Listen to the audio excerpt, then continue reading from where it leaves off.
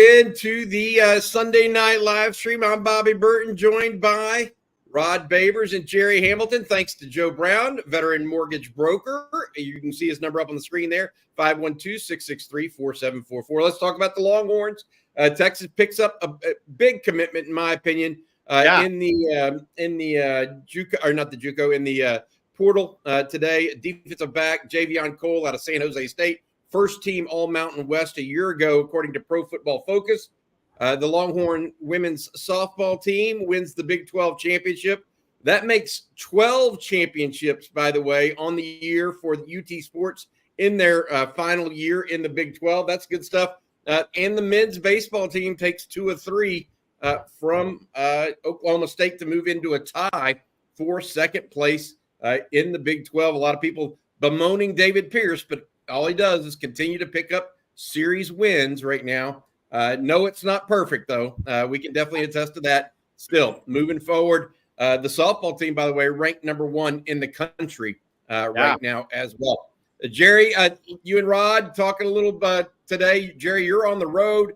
I saw your interview earlier today with KJ Lacey as well as Kevin Wynn down there. Now you're on to see, I think, on to Jacksonville tomorrow to see Jamie French, the big wide receiver. What were your thoughts immediately about the pickup of JayVion Cole, the defensive back out of San Jose State?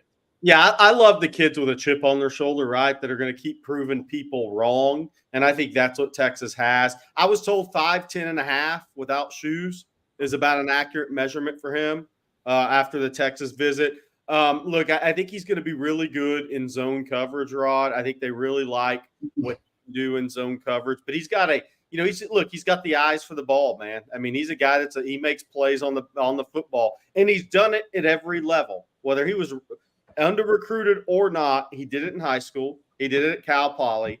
He did it at San Jose State. So I think there's one thing that's not going to change with him as the competition level continues to go up. That guy finds a way to make plays on the ball, Rod B. Yeah, no doubt. I love it. He's got some ball hawk in him. There's no question about it. I love the patience in his game. So I'm with you, Jerry. That's why he's so good in zone coverage. He has patience in his game.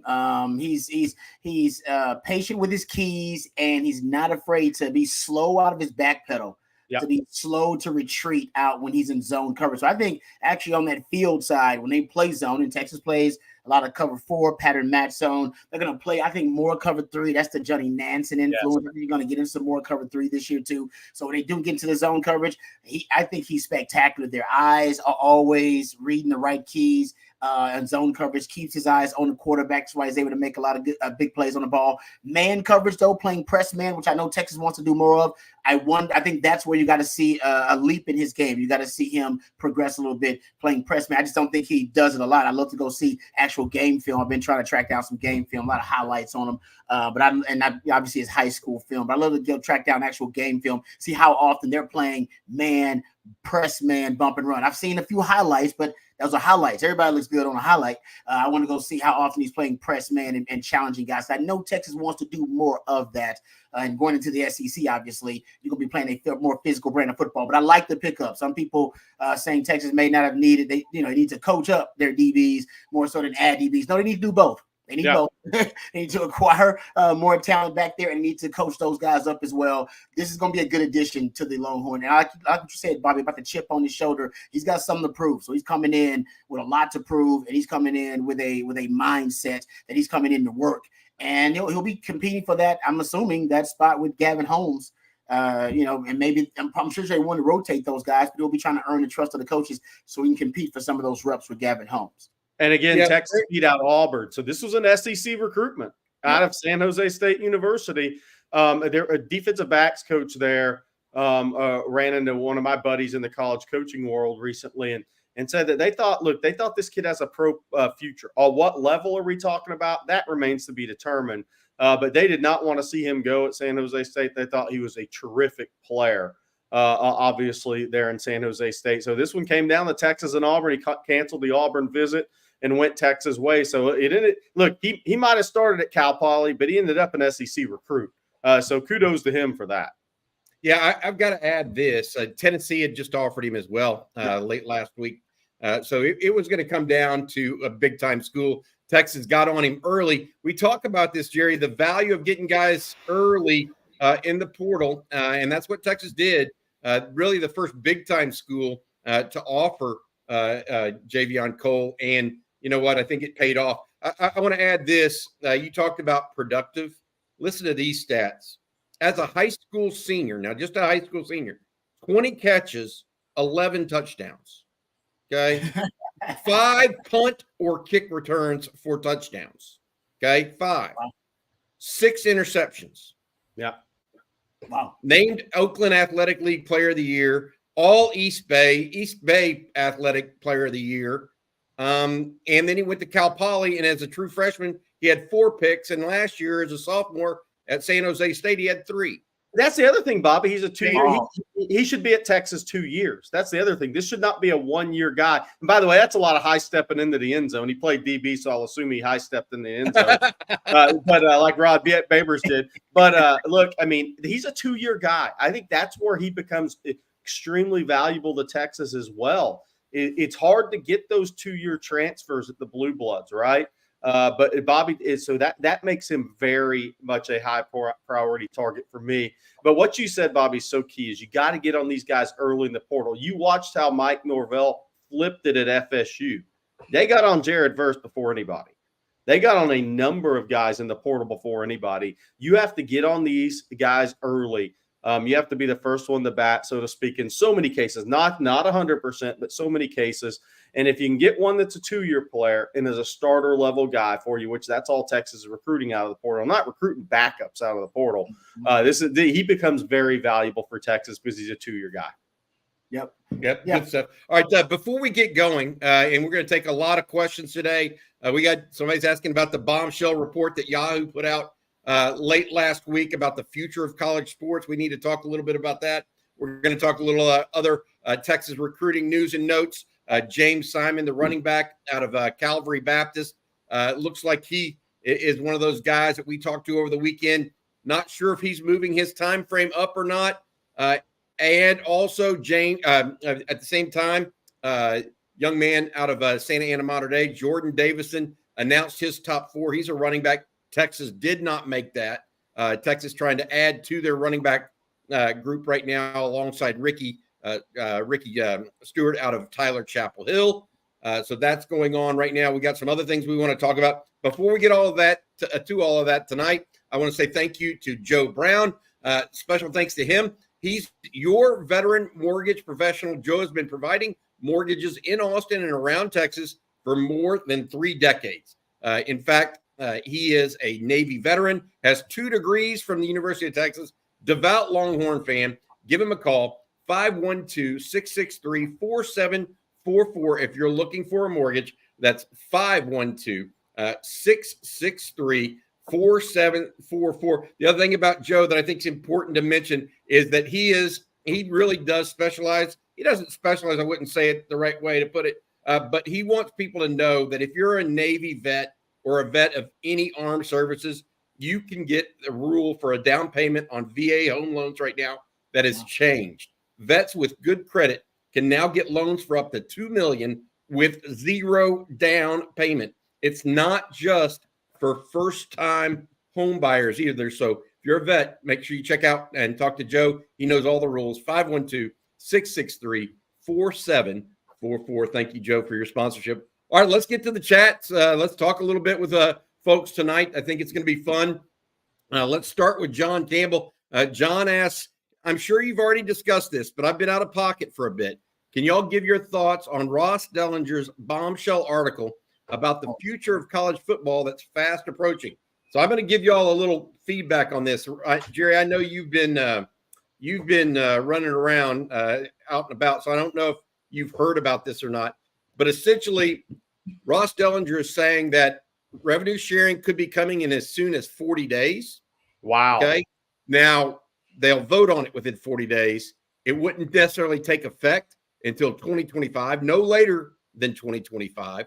Yeah. It would expand scholarships, and it could cost every school that wants to participate in this $30 million a year.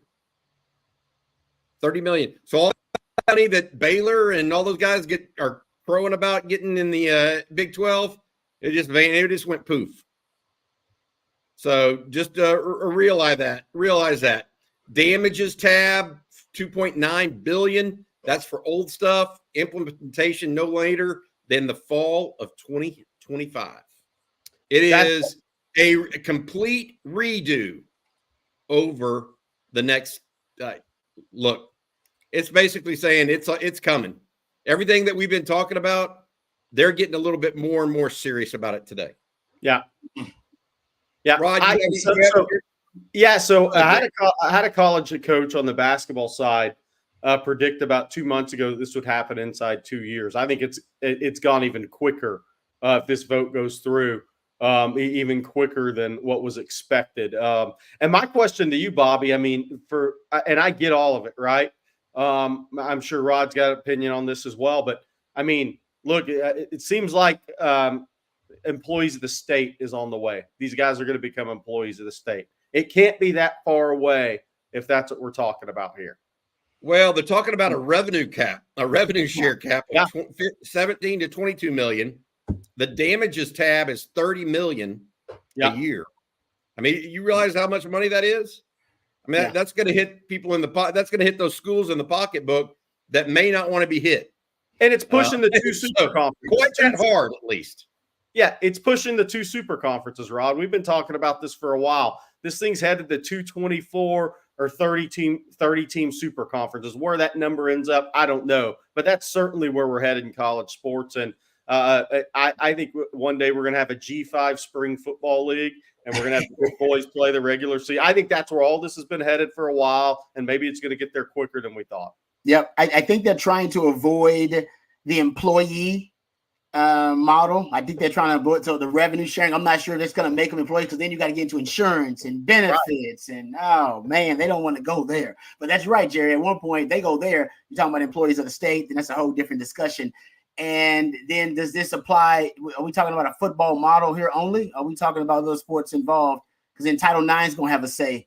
So then you got a federal situation because Title IX is going to have a say depending on if it's a football thing and how many other sports involved. So no, it's happening. There's no way. Once the free market, which the free market was represented by NIL, once they allow the free market in, there's no stopping the free market. It's a powerful force. And I've always said you're basically going to end up with an Android iPhone situation, right? That's your smartphone market right now. You got two choices. Same thing with major college sports. You're going to have two choices, SEC and Big Ten, because they're the only ones who can afford that price tag they're talking about right there, Bobby. That's a hell of a price tag. So there will be a real separation. And the reason that they're going that route potentially is because all the antitrust lawsuits that are right now going against the NCAA, they're probably going to lose them all. The courts don't like the NCAA. They think it is a borderline criminal syndicate that's violating antitrust laws and has been for decades. So every time somebody brings them a case, and the latest is House versus NCAA, which they're going to hear in January 2025. Guys, there's some people predicting that because that's an antitrust lawsuit and the damages could be tripled, they're saying it could be $4 billion. Be a $4 billion overall price tag on that lawsuit. They know, even though that sounds like an expensive route they're going right there, that Bobby, you just mentioned, it's not even close to how much they're going to lose if they lose in court. Because the courts don't like the NCAA, and they don't care if it exists or not. They don't care if they abolish it or disassemble it. No, it's been gutted essentially anyway. And that's why they're deciding, you know what, we got to be extreme. And Big Ten and the SEC are saying, listen, we can't depend on the NCAA anymore. We'll have to come up with our own governing authority of college sports. We can do that. We can figure that out. But right now, we got to save the overall sport from being, I think, essentially capsized by these antitrust lawsuits. Yeah. I think they're going to work. The NCAA is the vehicle of choice right now for the Big Ten and the SEC. And so I think they're going to try to work through the NCAA. But to Rod's point, I think the fallback is okay, no more NCAA. Yeah. And Rod, you're right. Your comment is accurate. The courts clearly see the NCAA as a sham. Yep. That's what they see it as.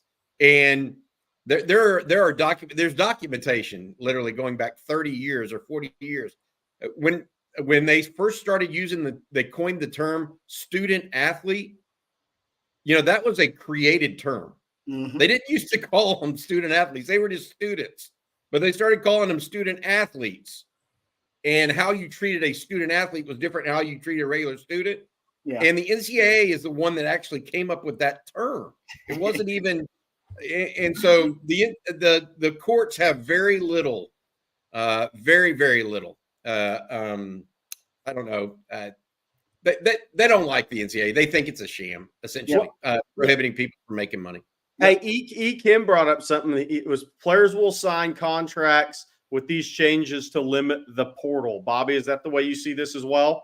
I definitely think it could be. I mean, you could have to sign if it's a true, like right now, the problem with NIL, you give a guy an NIL deal, it can't be tied to a particular school, even if the deal goes through a school. So it can't be part and parcel part of enrollment at a particular school. It could be to any school, and you'd have to pay them. So now if they transfer, what happens? My take on it is a little bit different. I do think that they'll do 1 and 2 year agreements. I think they'll do and so it'll be multi-year agreements, just like a scholarship could be theoretically. But the big piece with the portal right now, and we'll get back to that a little bit and talk about the Longhorns and as it relates to that, is when can they transfer? I actually think that they got this right. Transfer after winter, okay, and transfer after spring ball, but not, the week before, not in the midsummer. Now, grad transfers are going to be a little bit different. Okay, I understand that, but I actually think they started getting something right with the portal right now. They've got more to go, but all in all, the portal is going to be part of it. Increased finances for scholarships. All of that stuff is on the table right now as we look at all of it together. All right, let's go and let's move on to another topic, if y'all don't mind. Let's talk a little bit more about JayVion Cole, the new cornerback for the Longhorns. Too broke to pay attention. As with Cole in the fold, who's the next domino to fall for the Horns? We talked about maybe James Simon, somebody like that, the running back at Calvary Baptist. Anybody in the transfer portal, though, Jerry, more specifically? Yeah, I mean, that's what'll be interesting. And Texas is still looking at other defensive backs. Not a guarantee they go with 2, right? It depends on the scholarship number, where Texas wants to go. Do they want to have 84? They want to have 85? Do they want to go 84 so they can move somebody on the 85th spot? I think defensive line, if somebody is there that Texas feels like is, we said the juice worth the squeeze. I mean, that's really what it's coming down to. The guys who go in the spring have a huge advantage. The players that go in the portal in the spring, they have a little bit more leverage right now in school. So that's a piece to it. But we'll have to see on that. It's slim pickings out there. So those guys know that, and there's a lot of leverage going on amongst the players in the portal right now. So is the juice worth the squeeze? That's what it's going to come down to. If you can find somebody, then yes. But again, you're talking about a pool of about 3-4 guys right now. I mean, that on the defensive front, that's what you're talking about right now. Now, grad transfers are a little different, Bobby. I mean, that could happen at any point in time. Now, it can't be SEC to SEC, but you could have a grad transfer that pops up here in the next couple of weeks in late May that decides that they're moving on, and he can end up being a pretty good player. I mean, so we'll see what happens there. So I don't think it's limited to just the names in the portal right now. We'll see if there's a grad transfer or 2 that pop up as possibilities, and I can't rule that out. All right, Rod B, I got a question for you here. This is from Daniel Kinnaman. Daniel, thanks for the super chat. Does UT sweep OU and A&M in football next year? That's good, man. That's a good question. Right now, I feel like they do, but I feel like that's cocky and arrogant. I feel like they do because the Sooners are going through a lot of change, man. They got a lot of turnover, new coordinators on both sides of the ball, basically a whole new O-line, new quarterback too. I'm not a Brent Venables hater either. I think he actually going to do a decent job there with the Sooners, but I just think the Longhorns got too much talent and they got too much continuity coming back. too much experience coming back in terms of the coaches and the continuity. So I'll take the Longhorns in that one. Against the Aggies, though, down in Aggie land. Oh, man, first the rekindling of the rivalry. I'm going to say they could be 6-5 and play like a 10-1 team that day. Exactly. That's why I'm not going to be cocky about that. I'll win. Okay, right. I'm not cocky about that. You see, I'm thinking about it. I'm going to be like, oh, of course we're going to beat them. No, man, because they could save their season and they could ruin Texas' season. Either one would be good for them. They can get both. It'd be great. But Jerry's right, man. They could be having a disastrous year and they beat Texas. They rush the damn field. All right, You know how that goes. So I'm gonna lean toward yes on both because Elko's there with brand new staff too, right? He's gonna be bringing in new staff, new culture, new kind of a new scheme, everything. I'm gonna go with Texas there too, but I would not be surprised if the Aggies, that they basically, I know they do. They got that one circled. Special schemes, special plays. Everything. You're gonna don't stay in a hotel in College Station, Steve Sarkisian. Don't stay in College Station. Exactly. No, right. I was a victim of that too. Exactly. It happened to us. If he's wondering if he should stay in College Station, call Major Applewhite and ask. Yep, don't do it. Don't do it. They turned the fire alarm on us. Don't do it. Don't do it. That's what I'm saying. Crazy things happen down there in Aggie land, but I will say I think Sark also has it circled. He knows also what it means, how big it is. So Sark, he always got some in his bag for big special games. I think Sark understands what that game means. These young guys who came to Texas, they talk about bringing the brand back, and they talk about bringing the brand back to respectability and prominence and greatness. Beating the Aggies is part of that. It's been a while, but beating the Aggies is a big part of that. So Mac Brown used to always say, listen, I bring you for two reasons.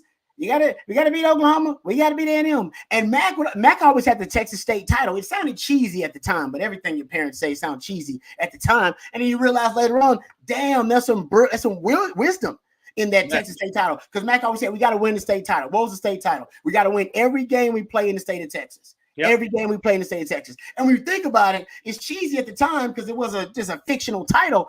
But you're basically playing for the national title essentially if you win every game in the state of Texas because you'd win the Texas OU game. You're going to win the game against A&M. The only game that probably could threaten you would be a game against K-State back then. You wouldn't worry about Kansas.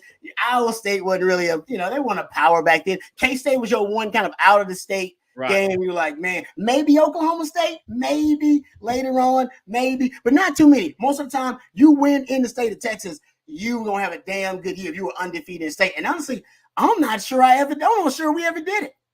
Now, while I was there, it was tough to win all because you had to beat Oklahoma. I only beat Oklahoma once, so I couldn't say I did it then. And then it definitely didn't happen in '99 to win the state title. So it was tough to do that. And Mac was right. So I think if Sark can just, hey, man, win the state title, win all those games in the state, go undefeated in the state, start there. I'll say this, too. I'll add to this. Mac's first year, and I don't know if this affected Rod, but look, it was different times because A&M was rolling under RC. But when Mac won that game in year one, when Ricky broke the record in that game and he won that game in year one, that was huge for recruiting in Texas at the time for Mac. And it's different times now, but here's my point to that. It's almost the flip side. After Texas beat Alabama, won the Big 12, went to the college football playoff, A&M had a window when Texas was down for the last decade, and they did nothing with it at all. They had 1 9-1 season during COVID, but they did nothing with their window, essentially. Manziel won a Heisman, then it collapsed, right? I mean, so they just didn't do anything with their window. So now A&M sitting there, they're looking over at Texas saying, ooh, man, Texas is they're back. They're recruiting at a high level. They're getting guys drafted. They went to the college football playoff. Now they're in the SEC. Makes us want to go to the Big Ten. But that's a huge, huge game for Mike Elko in year one, guys. Huge game. Yep. I got to say a couple things. One is I think that you talk about games that are circled. I don't think Steve Sarkisian is going to let Brent Venables outcoach him this year. And I think that Sark realizes, I think he went in that game maybe not as focused on the Sooners as maybe they all should have been from a game plan perspective. I don't think he had enough special stuff lined up. Rod nailed that last year. Yeah. He had 6 months to prepare for Alabama. That was Sark's Super Bowl. last year. Yep. Until the Big 12. I think he's going to prepare somewhat similarly for Michigan this year, while realizing he can't also not prepare for Oklahoma somewhat similarly. Now he's got an older quarterback to do it with too. Yes. Now that will help that situation. And then A&M late to y'all's point, I think he has to be ready to coach that one up pretty hard. Georgia is that one that if you circle that one, be careful because you could circle that one and end up with an L still, right? And so you don't want to put too much emphasis on that. I want to say this: y'all were talking about Mac and that sort of stuff, and winning the state championship. It kind of reminds me, and this is what I just immediately went back to, Dabo Swinney, and the similarities between him and Mac Brown are just eerie to me. Yeah. Dabo won 2 national championships, one with Deshaun Watson as quarterback and one with Trevor Lawrence. Yeah. Mac was within 3/4 of winning 2 national championships. Mm-hmm. He won one with VY, and he was in the national championship game against Alabama until Colt got hurt. I felt like Texas was going to win that game. Yeah. The similarities between those two go beyond that. They also were very stubborn in recruiting their own way from then on, and it hurt them down the line. Yeah. So Mac became very, very stubborn in who he wanted to recruit and how he wanted to recruit, as opposed to being very open when he was younger. I mean, Rob. Yeah, and I'll add another layer to that. When Dabo got the job at Clemson, Spurrier was at South Carolina kicking a little butt, and he had to get over that hump as well.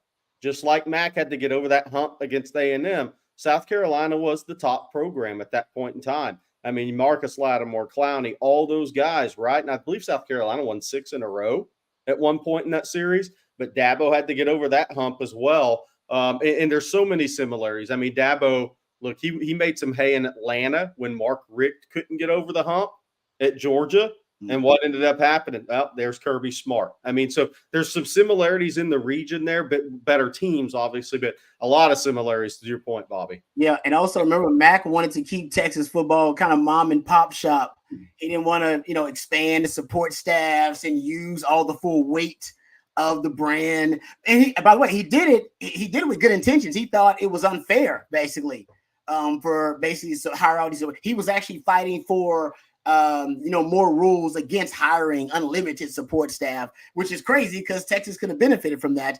Teams like Alabama and Steve, obviously what Nick Saban did, he took it to the next level. And look at what Dabo's doing, right? Dabo kind of fights against the progress of major college football, anti-transfer portal, anti-NIL, and he thinks he's doing it for the integrity of the game, right? To kind of keep the kind of balance in the game. But that's what Mac was thinking too. Mac was like, no, I don't think it's fair to separate the have and the have nots. It's like, no, use all your advantages, all of them. Like, why? Where do if the NCAA isn't writing Mac Brown's check or Dabo Swinney's, Texas and Clemson were writing his checks. Do what's best for Texas and Clemson. I know it's not what we're talking about, but the Dabo non-portal recruiting blows my mind. Crazy. Because the best college coach we've seen in our lifetimes was Nick Saban. And what did he do best that kept him on top of college football for the longest? He adapted. Evolved and adapted. And Dabo refuses to adapt. I just don't see how that's going to end well. I just don't. FSU zipped by him in 2 years. Yeah. Him and Gundy. Mike Norvell was close to being fired. Now he zipped right by him. You're right. And it was due to the portal. They had FSU had 10 guys drafted in the draft 2 weeks ago. 9 of them were transfers. Wow. New age, man. The transfer portal can help you get healthy quick. Yeah. That's no doubt about it. You talked about that number, Jerry, 10 guys drafted. That brings me back to the number of guys that Texas has now brought in via the portal this whether it was in the winter or the spring period that we're in right now.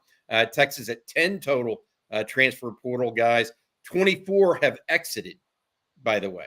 That number is now solid. No more exits for Texas or anybody, for that matter, that hasn't already put their name in the transfer portal. The portal officially closed on Tuesday of of last week. So we'll talk about that. Cisco Diaz has a good question here, and I'll try to answer it for you. Has Texas completely given up on another DT? I don't think they found one that they want at this point is the problem. Now, could there be one that comes available as a grad transfer? Maybe. Is there another one that they want to take another look at that we're unaware of right now? Potentially. But as of right now, we do not know of another defensive tackle that Texas is absolutely going to go on and try to get in. And then I want to follow that up with this from David Keith Williams. If fans, in quotation marks, fans, were complaining about Dominic Williams and his supposed demands 4 days ago, I wonder how they feel about revenue sharing. I don't know that. I mean, here's my point on this. I don't know that fans were upset that Dominic Williams tried to get the most money he could.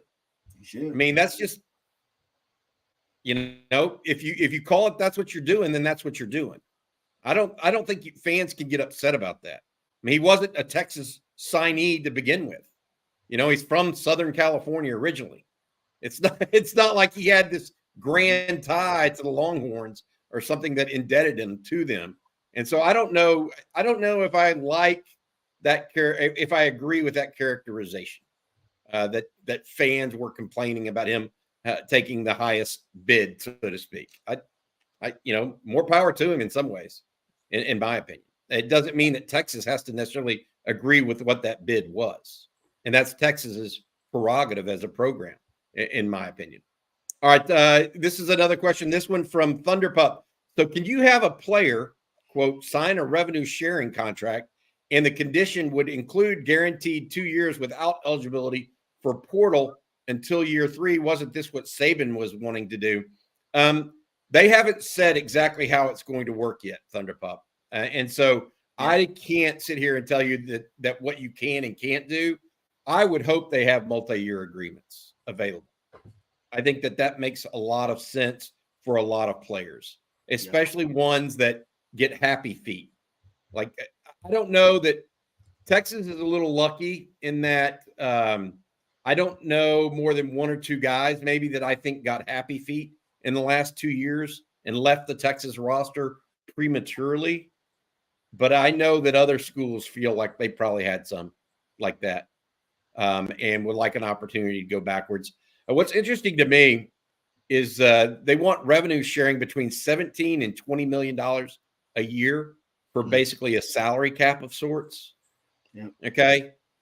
That's interesting. I mean, if you can't have it, but here's what it does. That doesn't mean that it precludes teams from also using NIL above and beyond the revenue share. Why don't y'all think about that for a sec? Yeah. So we'll see how all this goes. Let me ask y'all, Rod, what do you think? You've signed a contract before, an NFL contract. What do you think young guys should do? 2 years, 3 years minimum? Would you go back to the only one transfer rule? What are the kind of things that you would look for in that kind of deal with the NCAA? Yeah, it'd be tough because right now I believe that they just agreed on a new transfer rule, right? You can transfer without limits as long as you have a certain eligibility, certain academic requirements that you have to meet. Yep. But you can transfer without any penalty, and I believe it's a limitless amount of transfers right now too. Of course, you have every school, every conference, they'll have their own rules, like the SEC transferring within the conference. But it's interesting because in the NFL, guys want shorter contracts so they can get to the free market more often. Right, that's the whole purpose. They they want a shorter. The teams want longer contracts, right? Patrick Mahomes got a 10-year deal. That's ultimately what you want as a team. Lock a guy up for as long as you can, and you lock him in at a certain rate, and then you ain't got to worry about the market pushing the value of that player and worry about them having compete with the market and bargain with the market, negotiate with the market over and over again. So I'd imagine you'd like to hit the open market as much as possible if you're a player. Now, that's if you're a good player. Now, if you're not if you're not a great player, say you're not an elite player that everybody covets, well, then you're looking for more about job security. You're looking for so I would agree with you, Bobby. I think you want multiple options if you're a player. You like the option to sign a 1 year, like the option to sign a 2 year, like the option to sign a 3 or a 4 year deal if you want that, if you as a player want that. So I think that would, because every guy is going to be different. Every player in the situation is going to be very different. in terms of what they want. I mean, look at some of these quarterbacks. You're a QB. You're in some position. You're a quarterback. Hell, man, if I'm a D tackle these days, I might decide I'm in a premium position. I want a 1-year deal, man. I want a 1-year deal for me because I might want to transfer to go get a job, or I might want to transfer just to go test the free market. If you're a quarterback, Dylan, hell, Quinn Ewers for that more. Hey, these quarterbacks are a 1-year deal position to me. Yeah, I agree. All right. Hey, we're getting a lot of questions about JayVion Cole from people that just joined us. We're going to reset a little bit here and give y'all a chance to talk about those guys. But before we do that, I want to say thanks again to our sponsor. That is Joe Brown of Southside Bank. He's a veteran professional mortgage broker, a great guy. Getting a mortgage these days for self-employed borrowers can be frustrating. Joe specializes in guiding them through the loan process using his decades of lending experience, 3+ decades, by the way. That's why financial advisors and CPAs often refer their clients directly to Joe. Joe has a UT grad, 2 degrees from Texas, as well as being a Navy veteran. Also does the VA loans very, very effectively as well. Give Joe a call, 512-663-4744. That's 512-663-4744. All right, resetting real quick. Texas picked up a commitment from JayVion Cole, defensive back out of San Jose State earlier today. He visited the Longhorns from Thursday through Sunday, 5'10 and a half, we believe, around 185, 190. Had 3 interceptions last year at San Jose State as a true sophomore, 4 as a true freshman at Cal Poly. So this will be his 3rd school in 3 years, and he keeps trading up. If you notice the trend line there for him, he ran a 10.67 100 meter in high school, so he's got some wheels on him as well. Then also, Texas won the baseball series against Oklahoma State earlier today. They actually lost the final game, but won 2 of 3. They are now in 2nd place, and the women's softball team is now your Big 12 champions. They won the whole series. They are now number 1 ranked team in the country. That gives Texas, the university, 12 Big 12 championships in the final year of it. If you notice this, John Bianco, the sports information director at the University of Texas, with 12 Big 12 championships this year, Texas has now won 3 times more than any other conference school. The 12 titles match the total of the 13 other members combined. My State 4, Iowa State 2, Oklahoma 2, Texas Tech 2, BYU 1, Houston 1. My take on another. Yeah, 2 things, Bobby. BYU and Houston get 1 moving into the league. Oklahoma fans, you're down 2 to Oklahoma State in your last year in the Big 12. You really going to go out like that? Come on, man. Oklahoma State's going to have more Big 12 titles than you are on the way out the door. That doesn't bode well in the SEC. Hey, somebody posted on Twitter today, and I don't know I can't remember the name of the person that did it, but they posted a fact that was just awesome. You guys realize in the final matchup, regular season matchup of every sport that they both participate in, Texas defeated Texas Tech this year. Every sport that they both participate in, man, Texas won the final regular season game. Wow. Just something to consider. All right. This question from Kelly. We're going to talk a little bit more about JayVion Cole in a second. Before we do that, we are also talking earlier about A&M and the game down in College Station this year. Rod, will Texas's depth being better than A&M's and being late in the season perhaps give Texas an edge in that game? Well, can't account for injury luck, right? We never know how that's going to go. We'll knock on wood and say, but that's what Sark's trying to guard against. That's exactly the point the person in chat is making there, is that Sark's talked about they need more depth. He likes rotating guys, so he wants to give as many guys quality reps during the season as possible. And then by the end of the season, some of those guys who were considered inexperienced or maybe young, they're considered veteran players toward the end of the season, and you can get some quality reps from those guys. So, yeah, I mean, that's what Sark wants to do. It's a little frustrating for Longhorn fans that he rotates so many guys on defense, but that is so they're fresher in the fourth quarter, but also fresher toward the end of the year, and so they can sustain injuries. So, yeah, no, you're right. I mean, Texas should have all the advantages against Oklahoma and A&M. So I hope I didn't make Longhorn fans feel anxious about that. I'm just saying rivalry games, as y'all know, are wild. Rivalry games are crazy. Throw out the records. You can throw out the over-unders and throw out the betting lines. They're rivalry games. So anything can happen. You got a lot of emotion. It's a tense situation. So, and it's the first time you've been playing A&M down there for the first time in 15 years, whatever it is. It's a long time since you've been down there in Aggie land. So, I just think that's why I'm reluctant to just be arrogant and cocky about a prediction. I do think the Longhorns are better than the Aggies. They're better than the Sooners too. No question. Look, I think there's two keys for A&M's season. Mike Elko is going to play good defense. A&M's got enough good defensive players. They still have enough up front on the defensive line. Nick Scourton may be a first-round pick out of the portal, by the way, Dabo. Look, offensive line and Weigman's health. That's what their season's going to hinge on. Last year, there were turnstiles on the offensive line, and Weigman got punished and didn't make it through the season. Chase Basantis is not a tackle. He's a guard.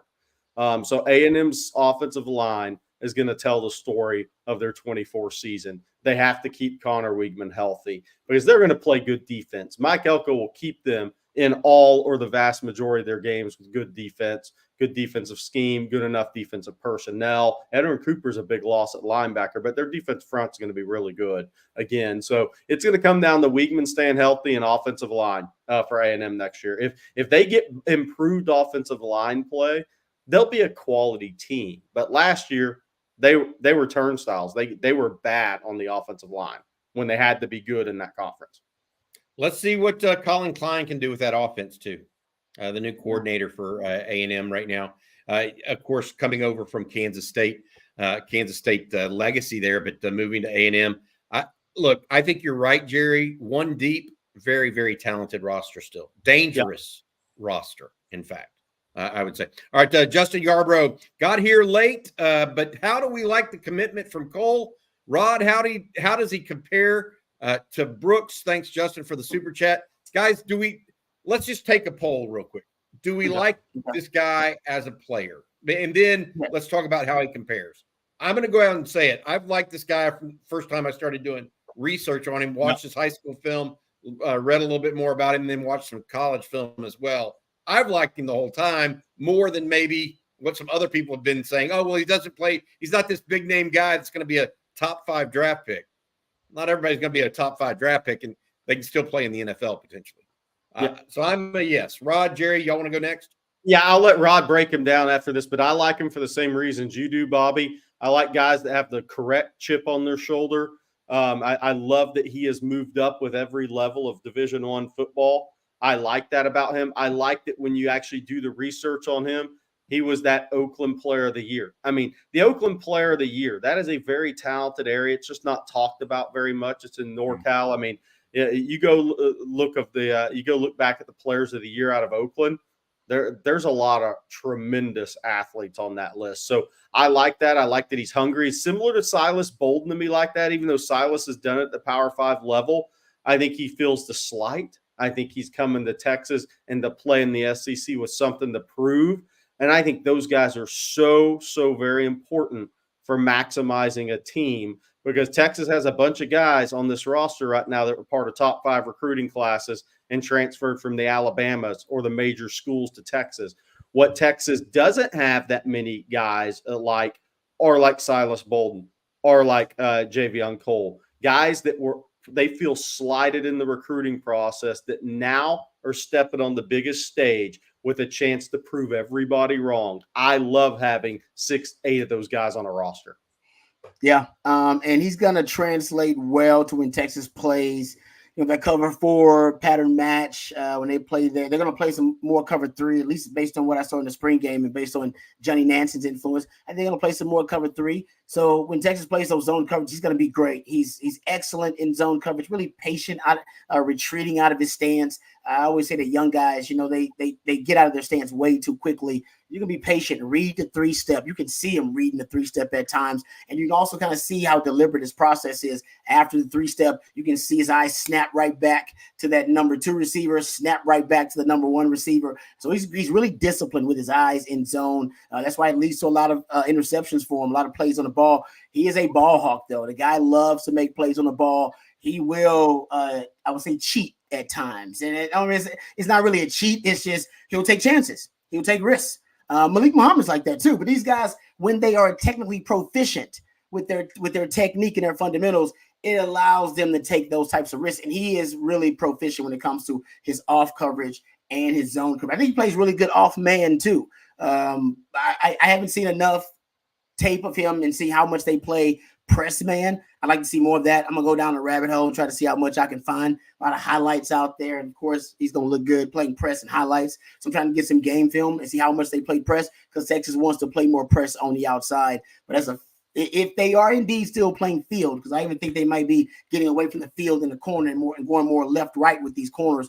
But he is a guy that kind of strikes me as a field cornerback on that wide side of the field that can play zone coverage for you. And I think he's excellent in that respect. I wonder whether he can play bump and run consistently, but he's got the physical traits for that to translate. I mean, he can run. He's got decent size. He's about 5'10", 185, 190. I mean, hell, I played bump and run coverage. He's bigger than me. I can't. You took the words out of my mouth here. I was going to say, going to mention this Lon Beans is Cole the second coming of Rod. Same measures. Rod wishes he was 5'10 and a half. He would have went around higher in the draft. That is true. That is true. That is true. Look, Cole's still got to prove the speed to me, though. The Rod speed. Rod, I say this about a few guys. Rod could roll out of bed and run 4.4 and not even have to stretch and touch his ankles. I mean, that's a different level speed and quickness. I appreciate that, brother. Not anymore, but I appreciate that. Yeah. Hey, I will say this. He may have less than you. He may have better hands than Rod. That is true. He seems to have some sticky hands when he gets a chance to get his hands on the ball. 7 interceptions in 2 years. I don't care what level in D1. By the way, we should ask Silas Bolden about him. He played Oregon State last year. I'm gonna have to text Silas Bolden and ask him if they matched up. That's good. Good stuff. Please good do. Stuff. Hey, this one from Daniel Kinneman. Jerry, I'm going to ask you where you've been or where you're going this week. You're on the road, obviously. Yeah. You were in Alabama on Wednesday, Thursday, then down in Georgia for a couple days, meeting with some players that Texas is interested in. Daniel Kinneman gives you a little jerky fun here. Over and under 15 commitments by July 1. All these visits coming up in June. That's not unheard of to be at 15 by July 1, Jerry. Yeah, I would say maybe a little under that, but then it'll pick up right after that, and that second after July 4th. But yeah, so I was at Saraland on, I've lost track of my days. Thursday that was of last week to watch KJ Lacey. Auburn coaches were 3 deep there. KJ Lacey up to 186 pounds. He was 172 pounds during the season last year. He had a little bit of a growth spurt. I think he's grown half an inch since he committed to Texas. So he's kind of tracking the right way. I mean, he's a younger kid. Him and Antonio Coleman, the D lineman, committed to Alabama. They're both younger kids. They could be sophomores by age, really. So they're young in that junior class, fixing to be senior class. Both those guys are, I think, hitting a little bit of a growth spurt and development spurt right now. But KJ Lacey remains committed to Texas. Will visit June 21st through 23rd. Obviously, he knows, him and his circle knows that Keelan Russell visited Texas and that Texas is keeping tabs on Keelan Russell. So if an offer is ever made, then could that change things? Probably, possibly. So we'll see what happens there. But Texas has not offered that second quarterback as of an hour ago when we started the show. Then Friday, I was at Carrollton, Georgia, at Mount Zion High, and that's where Kevin Wynn, the D tackle from Greensboro, Greene County, which is a hike. It was a sectional track meet up there. He was throwing the discus and shot put. So it was a chance for me to go see Kevin Wynn in person, meet him, because he scheduled his official visit to Texas on Tuesday of last week after Kenny Baker came by the school. Great kid, 6'2" in change, 315. That without shoes on, 6'2" and a quarter, probably 315 in person, standing next to him. Big, strong kid, big 10.5-inch hands, right? I mean, he's that kid. Rod, y'all will love this. Bobby will love this. I said, what do you love most about football? And the video interview with KJ Lacey and Kevin Wynn is up on Texas Football right now. Our producer Matt Huddleston put that up a couple hours ago. I asked Kevin Wynn, what do you love most about football? He said physicality. I said, I'm sold. I mean, like that's all you need to say. If you're 6'2", 315 and you love the physicality of playing on the defensive front, that's why you have FSU and Georgia and Texas all after you. In South Carolina, that's the Final Four. The big key with his recruitment, guys, he wants to be a chef. So culinary is big with him. Does that mean he has to major in it? I'm not saying that, but that's going to be part of everything he looks at, whether it's the city he lives in. South Carolina's done a really good job recruiting to that culinary institute and culinary arts program at South Carolina. I think they've closed the gap on Florida State there a little bit. We'll see with Georgia. He was at the spring game for Georgia. He's never been on campus at Texas, but he loved Kenny Baker. He loved the first meeting. They hit it off. And so he'll visit Texas June 14th through 16th. I'm in Florida. I'm in Jacksonville. I'm a glutton for punishment. I think I walked 12 miles today. My foot's hurting, as of course, because I'm old, Rod. But so we got Jacksonville Mandarin tomorrow. That's Jamie French. I'm going to make another stop as well, but we're going to come. Some of these we won't make public yet. So Jamie French tomorrow for practice. Tuesday, I'm going to go see Derry Norris and Brandon Brown. Obviously, Brandon Brown, the tremendous borderline 5-star commitment in my book, commitment to the University of Texas from O'Galley. Just so explosive, way underrated nationally by everybody. I think colleges are underrating him too. And then Wednesday, may go down and see Dia Bell. We'll see. Thursday, I'm going to see Myron Charles at Port Charlotte. So we're going to see some of those top guys in the state, and there'll be a couple other stops around there as well. But it's going to be a big week coming up. Look, Texas has offered more guys in Florida than ever before. And that's good for me because I like going to see these guys in Florida. So these are fun trips for me. But I'm very excited to see Jamie French tomorrow because I think he's in between CeeDee Lamb and A.D. Mitchell as a player for me. And I'm not talking them in high school. I'm talking them now where he could go.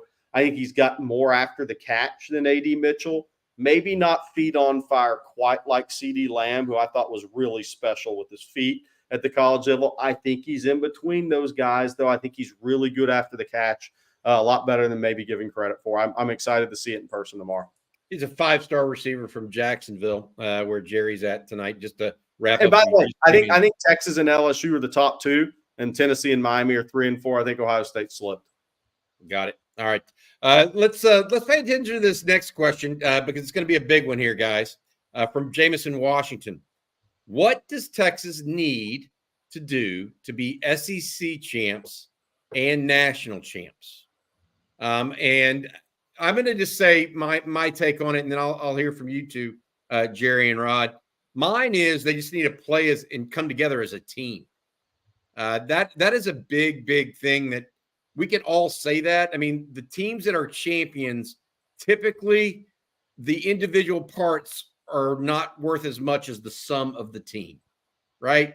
The team actually comes together to be worth more than the individual pieces are. And I want to see if Texas does that. I thought they did that at times last year.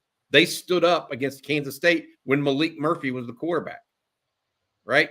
They won that game. Not with, I mean, Malik did a good job in the first half, did not have a good second half, but still, when they had to have it, they won it on offense with a kick, then they stopped them on defense. And that was a team rising up. When Quinn Ewers went down against Houston, did not have a good game. The defense stepped up. The offense unloaded against Texas Tech and some other. I mean, my point being, I thought that the team coalesced a little bit last year. That's what they have to do again this year and get a little lucky on injuries.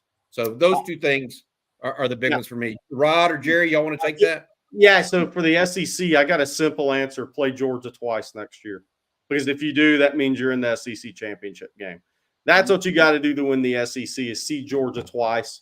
And that's going to be the key. Look, I think the edge pressure is going to be the key for Texas next year. I think Trey Moore, Colin Simmons, year older Barron Sorrell, Ethan Burke, see if Colton Vosick stays healthy for a long extended period of time. I'm not saying he won't, but I just want to see it.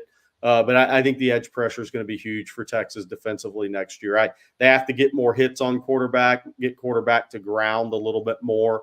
If you look at some, just go back and look at the teams that won a national championship and how many sacks they had. Even Georgia was a little bit lower, their second title, but just go look at how many sacks those teams had and look at it in a 13 or 14 game season. And now think about adding possibly another game to that as well. So you got to get more hits on the quarterbacks. You got to get quarterbacks to the ground. If you ask, and Rod can say this, if you ask your DBs to cover for 4 seconds in the SEC, the athletes are too good. You're in trouble. Yep. Rod, what do you think they got to do? What do you think they got to do to win the SEC, possibly win a national championship? Yeah, I mean that's what's the checklist here. What they got to do? They got to fix the pass defense. Got to fix it. It could just be the edge pressure that fixes it, like Jerry said. You got to fix the pass defense. You do. It has been a problem for the last 3 years, pretty much, and it looks like it still may be a problem based on what we saw in the spring game. So that's number one for me. I think also, Quinn's development. I think Quinn's going to be great, but we need to see Quinn get into a discussion where he can be either in New York or in the conversation to be the top quarterback taken. If he's in that kind of conversation, man, that means the wide receiver chemistry came together for him with all the weapons. That means the O-line's probably playing really well. And if it's not playing well, that means he's ascending in spite of the offensive line not playing well. But I think the offensive line is going to be good next year. I think the wide receivers are deep. I want to see Quinn put the cape on a few times, and I want to see Quinn put himself in a conversation to be the top quarterback off the board. If he can do that, I think Texas will be in a conversation to win a national title, no doubt. I think Quinn's a first-round quarterback. Based on what I've seen now from the NFL draft, Quinn's a first-round quarterback. Hell, he might have snuck into the first round last year, potentially how he ended the season, because right now they had 6 taken in the top 12 guys, and they weren't all supposed to be first-round quarterbacks. So you got elite traits. They're going to overlook your downside and only look at your and look at your upside. And that's gonna push you into higher up into the first round. That's been happening in the last decade or so. So Quinn's gonna be a first round quarterback unless he has some disastrous happen. But can he be the quarterback? Is he in the conversation to be one of the top 3 quarterbacks off the board? That'll be the conversation, and he should be in New York if he's in that conversation. Yeah. You mentioned top pick, first round pick. ESPN came out with their 2025 mock, their first one. They had Quinn going 12 overall. There you go. If Quinn were to go 12 overall, Texas doesn't win the SEC. If Texas wins the SEC, Quinn's going top 5. I got news. I got you. Yeah, I got you. Okay, I agree. I got you. That's a no-brainer in that regard if they play that well, because he will have led them. I mean, he will have beaten Kirby Smart twice, and Kirby Smart's defense too. That would have been a big play. Yeah. Texas. Quinn goes 12. Texas didn't win the SEC. That would be my point. All right. Wow. I want to say thanks again to our sponsor, Joe Brown, veteran mortgage broker in the Austin area, but does loans throughout the state of Texas. Been providing mortgages around the state for more than 3 decades. He's also a proud Navy vet and a devout Longhorn fan. 2 degrees from the university. Give him a call, 512-663-4744. That's 512-663-4744. All right, got time for a couple more questions tonight before we have to get going here. We'll be back tomorrow morning with coffee and football early in the a.m. Jerry, I'm going to let you take this one. Jerry, Keelan Russell looks like $1 million. He ran on the 4x4 team for Duncanville, by the way. I think he was the leadoff leg for Duncanville this weekend. Are we sure he shouldn't be our QB take for the 2025 class? Are we sure about anything? That would be my first thing. But the second question, what do you think about Keelan Russell and where Texas sits right now, especially vis-a-vis the situation as it sits with KJ Lacey out of Saraland, Alabama? Yeah, so I think interesting. Keelan Russell's got a lot of developments in his recruitment. Alabama offered 2 weeks ago. He's got an official visit set up there. May 31st through June 2nd. I believe he just visited Ole Miss officially. He's got Florida scheduled for June 7th through 9th if they don't get a quarterback commitment before then. Obviously, he's got SMU mid-May. So I think we'll see A.J. Milwee on the road. I think he's scheduled to be at Saraland Monday or Tuesday. My question will be around this, and I think we have to wait to see the answer. Does Texas eventually talk to both guys about saying we're going to have a two-man quarterback class? The reality is you won't get to, but could that become a topic of conversation? I think that remains to be seen. As of right now, Texas is saying it's a one quarterback class, but things can always change. I think Keelan Russell's a tremendous prospect. Those of you that have been on this on Texas football for a long time, I loved him last year in spring practice. I talked about him the day I was there. I thought he showed tremendous command, poise, really good feet in the pocket, the ability to change ball speeds. Because I was there for spring practice. There were multiple Big 12 and Power 5 coaches there, 3 offensive coordinators. I was there today. Bobby Petrino and A&M offered him. And, you know, those weren't easy spring practices when Alex January and Colin Simmons are on the other side of the ball. Okay. And they had a middle linebacker that would knock you whatever out. But he showed a lot of poise and a lot of playmaking ability in the pocket in that practice setting that I thought bode very well for his future. And he's a really good athlete, but he's a quarterback that wants to play in the pocket and only use his athleticism when it's the last resort. I think he's a tremendous player. I think the thing that helps him too, same things that helps KJ Lacey.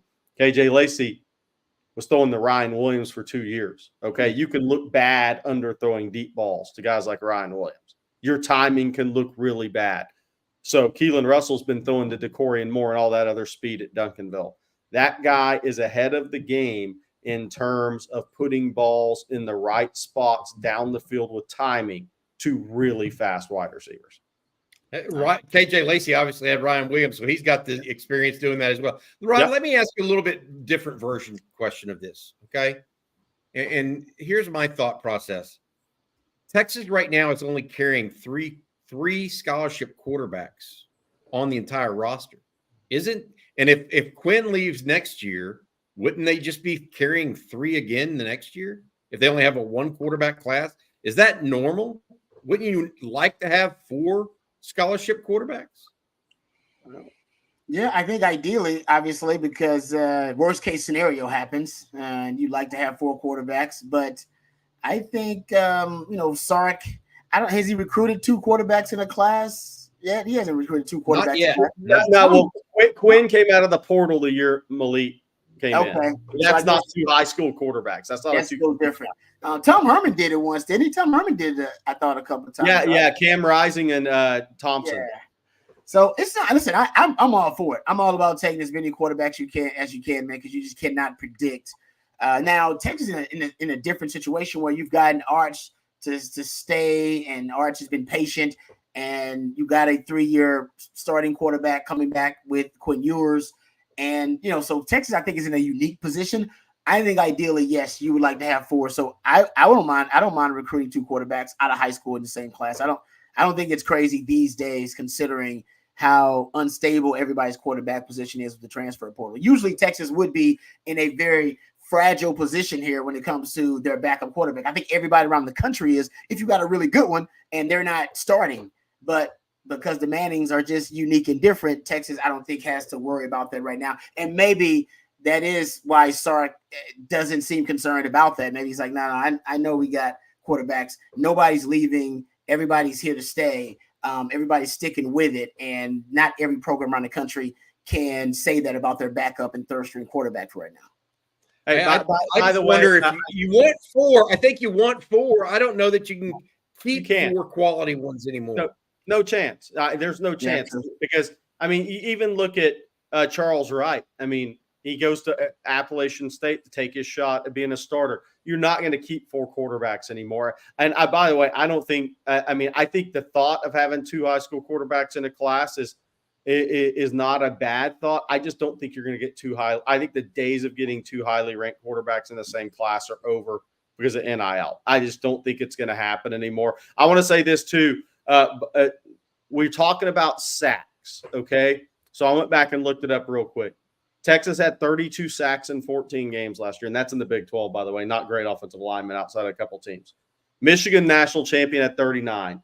Georgia the year before had 35. That was a different team. They had 49 on their first national championship team. And your 2020 winner had 46 sacks. So I think Texas really is, if you just look at it as a 14-game season, Texas really needs to inch up towards 40 sacks next year. They were 32 last year. They got to hit the quarterback. They got to quarterback more on the ground, especially in this conference. Good stuff, Jerry. All right, one more question. This one coming from Antoine. And it says, by my account, 8 DBs have transferred, and Ryan Watts left for the draft. What does 8 transfers say about DB recruiting? Here's the problem. I really think they only lost one that was going to see any significant snaps. Right? And that's Austin Jordan. And even he was third team. It does ask the question, are they just replacing them with faster guys right now? And so guys, no offense to Xavion Bryce, for example, BJ Allen, guys like that, are they just finding faster guys right now, Jerry, in your opinion, and replacing them, or they're guys that didn't make a move that it was just time for them to go? What's the deal there? Yeah, I mean, it's a good question. Look, I mean, it's crazy to look back at some of these recruitments. I mean, look, sometimes, and I'm not saying he's not going to be a good player, sometimes colleges miss. BJ Allen was a one-time LSU commitment, could have gone to Bama, could have gone to Oklahoma, could have gone to A&M, went to Texas, right? I mean, if you're a kid from Texas, those are pretty much the 5 offers you want and the options you want. So I think sometimes, look, I think BJ Allen could go on and be a good player if he can stay healthy. Look, you're going to lose some good players, though. I mean, that's the reality is when you recruit back-to-back top 5 classes and you're a blue blood in the portal, you're going to have guys that leave that go on to be really good players. I mean, I'll let Rod attack that a little different than I am, but there's nothing that shakes me up about that at all right now. I think, Bobby, your point, I think the guys that left, could they go on and 2 or 3 of those guys will be good players somewhere else? Absolutely. I'll be surprised if Austin Jordan's not a good quality player in the Big 12. But look, if you're third team at Texas, that doesn't mean you can't play. That just means you can't play at Texas. Your path was blocked. Yeah. Is what it means. Yeah. I mean, and then a Makuba comes in out of the portal, who's an NFL draft pick. So even if they said, okay, we're going to look at you at safety, well, you're already behind that guy. Yeah. No, I think what happened, you had 8 DBs basically total in the last 2 transfer portal cycles. 6 of those are safeties. And just me as a DB, I remember being in that DB room. I think it was something about the ascent of Taft Daddy from walk-on to basically starting rep safety. And I think it's something about a young Derek Williams, was a freshman who came in and basically started giving you starting reps. And I think a lot, because like I said, I always give this example. They don't do this anymore. I don't think they do. But Coach Aquino would seat us based on the depth chart. So starters sit in the front, guys who are behind them sit in the back, and picture that in your head, the visual. And then some days he'd walk in there and he'd tap a guy on the shoulder and go, oh, you got to take the other seat. You're in the front. And essentially imagine Taft Daddy going from the back of that room all the way to the front. And think about the psychological effect that has on the guys in that room who were thinking, man, I thought I was battling for a spot. I thought I was gaining ground trying to get some of those starting reps. No, you're not. You just got surpassed by a guy who was walk-on. Nothing against him, by the way. Taft Daddy's a damn good player. Just pointing out he was a preferred walk-on, then earned a scholarship, and then earned starting reps. That's a hell of a job. That's the hardest way to get reps on a football field at a Power 5 program. It's tough. And all those guys who were highly recruited and highly rated guys, I think, honestly, they kind of saw the writing on the wall after that. And then your young Derek Williams comes in as a phenom, and he's the best coverage safety they got. So I think they're, like you said, Bobby, the path to play, they're thinking, well, I got no path. I just got surpassed on the depth chart, and those guys are younger than me. I got no path to play. I need to go somewhere else or change positions. So I think that's why you're at the exodus of safeties that leave. Now, Jaron Thompson was a starter for you at safety that left, but I think he ultimately saw, hey, I'm playing less. All right, with a young Derek Williams out here, I'm playing less. They're going to get some other guy. They brought in Makuba, right? I'm going to play less when they go to the transfer portal and go get another asset. So I think he also saw the writing on the wall. The Terrence Brooks one is the only one that really, it's bewildering. That's the only one to me that doesn't make a lot of sense. The rest of them make total sense. That's what Jerry's saying. Those guys just didn't have a path to play here at Texas. And I see why. Like I said, that safety position, there's a reason you've had 6 out of those 8 safeties leave. They watch those young safeties, and they watched Taft Daddy see the field, and they thought to themselves, well, I'm not going to see the field. If I haven't impressed Coach by now, then I got no shot.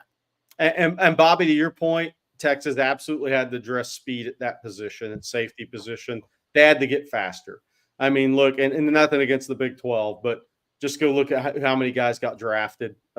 Texas had that. Texas I thought they did a really good job getting to a national semifinal game with the lack of speed at a couple of spots. They've addressed that speed, and safety being the biggest one. They've addressed that with more athleticism and Derek Williams, a year older, but Makuba, some of the younger guys that are going to come up. But Texas had to get faster at safety in the SEC. It's not, and I'm not just talking about wide receivers. I'm talking about the running backs in the league. I'm talking about the everything in the league. Texas had to improve the speed at safety, no doubt. All right, guys, that's going to do it for tonight. I want to mention one last thing, if you don't mind.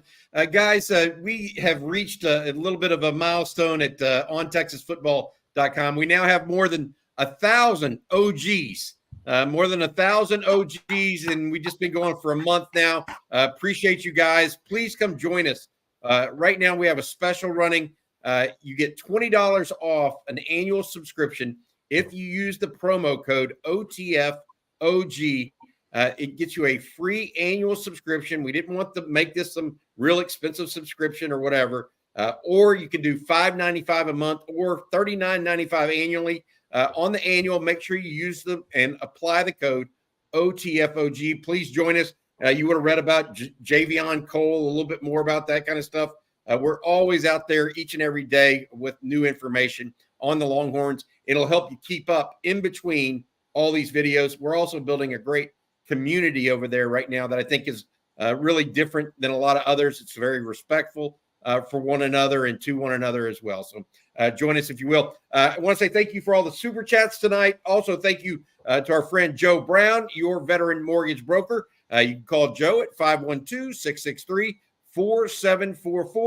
For Jerry Hamilton and Rod Babers, I'm Bobby Burton, as well as our producer, Matt Hutchison. Thanks, Matt. Hook 'em, guys. Have a good week this week.